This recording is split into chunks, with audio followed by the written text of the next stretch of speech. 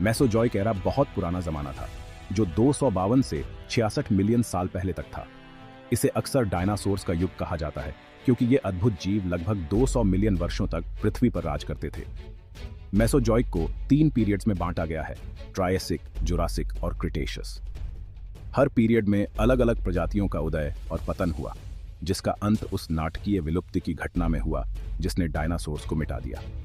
मेसोजॉइक era का अंत लगभग 66 मिलियन वर्ष पहले, जिसे वैज्ञानिक क्रिटेशियस पेलोजीन विलुप्ति घटना कहते हैं, जो अक्सर केपीजी तक छोटा कर दिया जाता है। यह घटना, जो संभवतः एक क्षुद्र ग्रह के प्रभाव के कारण हुई, डायनासोर्स के शासनकाल के साथ साथ जमीन और समुद्र में अनगिनत अन्य प्रजातियों के लिए एक तेज और विनाशकारी अंत लेकर आई।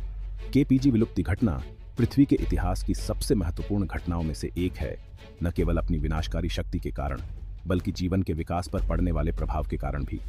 डायनासोर्स के गायब होने से एक पारिस्थितिक शून्य पैदा हो गया, जिससे स्तनधारियों और अंततः मनुष्यों के उदय का मार्ग प्रशस्त हुआ। यह निबंध मेसोजॉइक एरा में 3 पीरियड्स, डायनासोर्स के उत्थान और पतन और उस प्रलयकारी घटना की खोज करेगा जिसके कारण उनका विलोपन हुआ। हम केपीजी विलुप्ति घटना के कारणों और परिणामों की जांच करेंगे और यह कैसे पृथ्वी पर जीवन के पाठ्यक्रम को आकार देता है। जुरासिक काल 201 से 145 मिलियन वर्ष पहले तक फैला हुआ अक्सर डायनासोर्स का स्वर्ण युग माना जाता है। सुपर कॉन्टिनेंट पैंजिया का टूटना जारी रहा, जिससे नए महासागरों और तटरेखाओं का निर्माण हुआ। इस अवधि में एक गर्म, अधिक आर्द्र जलवायु देखी गई, जो हरे भरे जंगलों और प्रचुर मात्रा में पौधे के जीवन के विकास के लिए आदर्श थी। डायनासोर्स इस माहौल में विविधतापूर्ण और फले फूले आकार की एक शानदार सरणी में विकसित हुए। लंबी गर्दन वाले ब्राचियोसॉरस और विशाल एपेटोसॉरस जैसे विशाल सौरोपोड प्रचुर मात्रा में वनस्पति पर ब्राउज करते हुए भूमि पर घूमते थे। इन दिग्गजों का शिकार करने के लिए एलोसॉरस जैसे डरावने थेरोपोड विकसित हुए। जुरासिक काल में छोटे पंख वाले डायनासोर्स से पहले पक्षियों का विकास भी देखा गया। आर्कियोप्टेरिक्स, सरीसृप और एवियन सुविधाओं के अपने मिश्रण के साथ इस विकासवादी परिवर्तन के लिए सम्मोहक प्रमाण प्रदान करता है।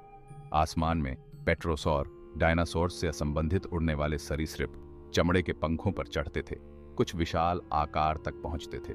जुरासिक काल में स्तनधारियों का निरंतर विकास देखा गया, हालांकि वे छोटे और मुख्य रूप से रात के समय रहते थे। डायनासोर्स के विविधीकरण ने पारिस्थितिक नीचे की एक विस्तृत श्रृंखला बनाई और स्तनधारियों ने इन अवसरों का फायदा उठाने के लिए अनुकूलित किया, जिससे उनकी अंतिम प्रमुखता का मार्ग प्रशस्त हुआ। क्रिटेशियस काल का अंत 66 मिलियन वर्ष पहले डायनासोर्स के शासनकाल का अचानक और विनाशकारी अंत लेकर आया। प्लेसेंटल थी, एक विशाल क्षुद्रग्रह या धूमकेतु जिसका अनुमान लगभग 6 मील चौड़ा है, जो मेक्सिको में वर्तमान युकाटन पेनिनसुला के पास पृथ्वी से टकराया था। इस प्रभाव ने विशाल चिक्सुलुब क्रेटर बनाया, जो पृथ्वी की सतह पर एक 110 मील चौड़ा निशान है, पर बरसा, जिससे जंगल की आग भड़क उठी, जिसने जंगलों और वनस्पतियों को अपनी चपेट में ले लिया। प्रारंभिक प्रभाव और उसके बाद की आग से तीव्र गर्मी ने अनगिनत जीवों को तुरंत मार डाला होगा। प्रभाव ने बड़ी मात्रा में सल्फर युक्त गैसों को भी वायुमंडल में छोड़ा। इन गैसों ने जल वाष्प के साथ प्रतिक्रिया करके सल्फ्यूरिक एसिड एरोसोल का निर्माण किया, जिसने सूर्य के प्रकाश को अवरुद्ध कर दिया और पृथ्वी को अंधेरे और ठंड की लंबी अवधि में डुबो दिया। भाग 6 तत्काल परिणाम: आग, सुनामी और अंधेरा। चिक्सुलुब प्रभाव के तुरंत बाद अकल्पनीय विनाश का दृश्य था।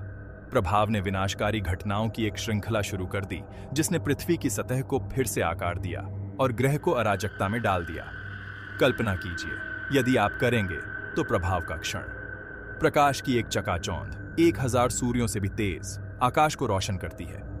जैसे ही शॉकवेव्स बाहर की ओर निकलती हैं, पहाड़ ढह जाते हैं और पृथ्वी को खोलकर 2 भागों में बांट देती है। गगनचुंबी इमारतों से भी ऊंची विशाल सुनामी, महासागरों में गरजती हुई, समुद्र तटों को अपनी चपेट में लेती हुई और अपने रास्ते में आने वाली हर चीज को मिटा देती है। प्रभाव ने अरबों टन पिघली हुई चट्टान और सुपरहीट धूल को वायुमंडल में उड़ा दिया। यह मलबा हजारों डिग्री पर जल रहा है, विश्व स्तर पर बरसा, जिससे जंगल की आग भड़क उठी जो महाद्वीपों में फैल गई। जंगलों को पल भर में खा लिया गया और हवा धुएं और राख से भर गई, जिससे प्रारंभिक विस्फोट से बचने वाले किसी भी प्राणी का जीवन दब गया। प्रभाव ने बड़ी मात्रा में सल्फर युक्त गैसों को भी वायुमंडल में छोड़ा। इन गैसों ने जल वाष्प के साथ प्रतिक्रिया करके सल्फ्यूरिक एसिड एरोसोल का निर्माण किया, जिससे एक घना वैश्विक धुंध पैदा हुई जिसने सूर्य को अवरुद्ध कर दिया। पृथ्वी अंधेरे में डूब गई और तापमान गिर गया, जो एक लंबी और विनाशकारी प्रभाव वाली सर्दी की शुरुआत का प्रतीक था। भाग 7, लंबी सर्दी। चिक्सुलुप प्रभाव के बाद का अंधेरा एक लंबी और विनाशकारी वैश्विक सर्दी की शुरुआत थी। वातावरण में सल्फ्यूरिक एसिड एरोसोल के घने बादल ने सूर्य की किरणों को रोक दिया, प्रकाश संश्लेषण को रोक दिया और दुनिया भर में तापमान गिर गया। सूर्य के प्रकाश की कमी का पौधे के जीवन पर विनाशकारी प्रभाव पड़ा। प्रकाश संश्लेषण को बढ़ावा देने के लिए सूर्य के प्रकाश के बिना पौधे मुरझा गए और मर गए, जिससे पूरे पारिस्थितिक तंत्र बाधित हो गए। शाकाहारी डायनासोर अपने भोजन स्रोत से वंचित भूख से मर गए। मांसाहारी डायनासोर बदले में अपने शिकार के गायब हो जाने पर अपने ही निधन का सामना करते थे। प्रभाव वाली सर्दी वर्षों तक चली, संभवतः दशकों तक। इस समय के दौरान पृथ्वी की सतह एक उजाड़ बंजर भूमि में बदल गई। जमे हुए परिदृश्यों ने हरे भरे जंगलों की जगह ले ली और महासागर ठंडे और अम्लीय हो गए। क्रेटेशियस काल के एक बार जीवंत पारिस्थितिक तंत्र नष्ट हो गए, एक ऐसी दुनिया को पीछे छोड़ते हुए जो जीवित रहने के लिए संघर्ष कर रही थी। लंबी सर्दी तीव्र चयनात्मक दबाव की अवधि थी। केवल वे प्रजातियां जो अत्यधिक ठंड, अंधेरे और भोजन की कमी के अनुकूल हो सकती थीं, जीवित रह सकती थीं। छोटे बुर्जिंग स्तनधारी अपने शरीर के तापमान को नियंत्रित करने की क्षमता और उनके विविध आहार के साथ बचे लोगों में से थे। भाग 8, बचे और नई शुरुआत। जबकि केपीजी विलुप्ति घटना ने डायनासोर्स और अनगिनत अन्य प्रजातियों के लिए अंत को चिह्नित किया, इसने उन लोगों के लिए भी अवसर खोले जो बच गए। विलुप्ति घटना पृथ्वी पर जीवन के लिए एक रीसेट बटन थी, जिसने नए पारिस्थितिक तंत्रों के उभरने और जीवों के नए समूहों के प्रमुखता से उठने का मार्ग प्रशस्त किया। प्रभाव के मद्देनजर दुनिया एक बहुत ही अलग जगह थी। कभी प्रमुख डायनासोर चले गए थे, साथ ही कई बड़े समुद्री सरीसृप, पेट्रोसौर और अम्मोनियों के साथ। हालांकि जीवन दृढ़ है और इस वैश्विक तबाही की राख से नए पारिस्थितिक तंत्र उभरने लगे। बचे लोगों में छोटे स्तनधारी, पक्षी, सरीसृप, उभयचर, मछली और कीड़े थे। इन जीवों में ऐसे लक्षण थे जो उन्हें प्रभाव वाली सर्दी की कठोर परिस्थितियों का सामना करने की अनुमति देते थे। उदाहरण के लिए स्तनधारी गर्म रक्त वाले थे और अपने शरीर के तापमान को नियंत्रित कर सकते थे, जिससे उन्हें ठंड में फायदा हुआ। उनके छोटे आकार और दफनाने की आदतों ने भी कठोर परिस्थितियों से आश्रय प्रदान किया। डायनासोर्स के चले जाने के साथ स्तनधारियों को अब पारिस्थितिक किनारे पर नहीं रखा गया था। वे विविधता लाने और नए निचे में विकसित होने के लिए स्वतंत्र थे। प्रचुर मात्रा में खाद्य स्रोतों और विलुप्त होने से खाली हुए आवासों का लाभ उठाते हुए इसने सेनोजॉइक युग की शुरुआत को चिह्नित किया, जिसे अक्सर स्तनधारियों का युग कहा जाता है। भाग 9, स्तनधारियों का उदय। क्रेटेशियस काल के अंत में डायनासोर्स के विलुप्त होने ने स्तनधारियों के उदय का मार्ग साफ कर दिया।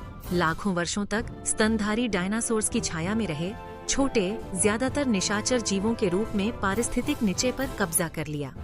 हालांकि केपीजी विलुप्ति घटना ने उनके सरीसृप प्रतियोगियों को हटा दिया, जिससे स्तनधारियों को विविधता लाने और रूपों की एक चमकदार सरणी में विकसित होने की अनुमति मिली। विलुप्त होने के ठीक बाद पेलियोसीन युग में स्तनधारियों ने स्तनधारी अनुकूली विकिरण के रूप में जाना जाने वाला विकास का तेजी से विस्फोट किया। वे नई पारिस्थितिक भूमिकाओं में विविधतापूर्ण हो गए, शाकाहारी, मांसाहारी, सर्वाहारी और कीटभक्षी के रूप में विकसित हुए। इस विविधीकरण के कारण प्राइमेट, कृंतकों, अंगुलेट्स, खुर वाले स्तनधारी और सिटासियन, व्हेल और डॉल्फिन सहित कई आधुनिक स्तनपायी समूहों के पूर्वजों का उदय हुआ। स्तनधारियों का विकास कोई सीधा प्रगति नहीं थी। ये कारकों के संयोजन से संचालित एक जटिल प्रक्रिया थी, जिसमें नए पारिस्थितिक निचे की उपलब्धता, विभिन्न स्तनपायी समूहों के बीच प्रतिस्पर्धा और पर्यावरणीय परिवर्तन शामिल थे।